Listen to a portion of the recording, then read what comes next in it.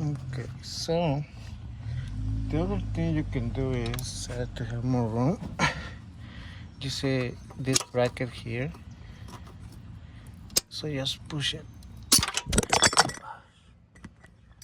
Sorry, guys. You just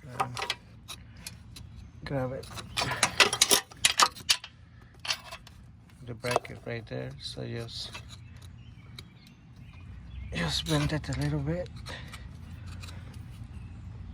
like that. See? And now you're gonna have plenty of room to remove that, so you can use now your, where is it?